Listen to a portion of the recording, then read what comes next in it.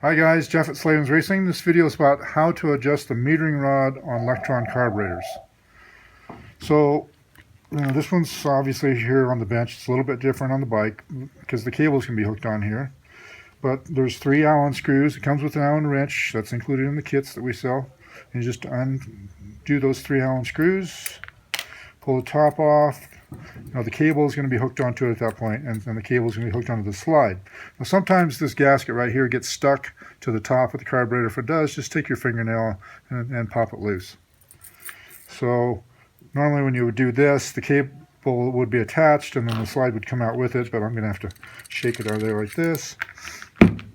So this is the slide, and then this is the metering rod. And the metering rods all have numbers on them. This one's a 2-3. And different models have different rods in them. So from there, it's just how to adjust it. So people email me all the time and want to know, say their bike's running a little flat or a little rich or whatever, and I tell them to turn it a half a turn. Well, this metering rod has a flat side to it and a round side. So the flat side always has to face the engine. And if it doesn't, the bike runs extremely poorly. So if I tell you to rotate it a half a turn, then it's going to have that flat side facing the wrong direction. So let me explain that. So this is the metering rod adjustment tool.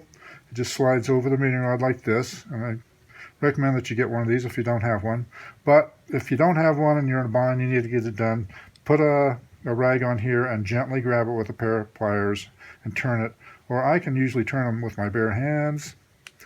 This one I can't. So anyhow,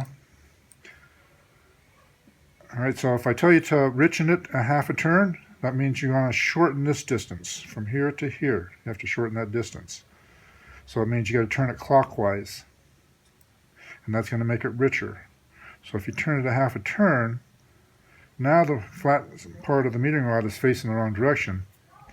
So you have to push up on it. The thing is spring-loaded. You just push up on it, then rotate it and get it back to where it's facing the correct direction. And I need to make this minor adjustment there. So what guys do wrong sometimes in this procedure is they'll get, this thing has little notches on it up in here.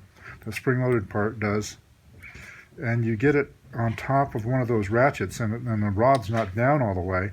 And so then you've made the bike extremely rich because it's up, like 10 turns at that point. So you've gone from trying to make a minor adjustment to making a huge adjustment. So be careful with that. So I would recommend that you measure this distance from here to here with calipers, with the tail end of a caliper, before you make adjustments.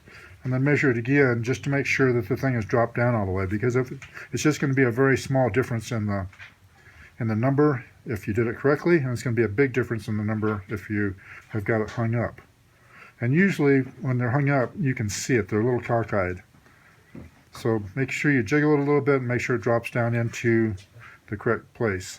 So clockwise makes it richer, counterclockwise makes it leaner. This is not a tuning video. This is just how to make this adjustment. That's all for now.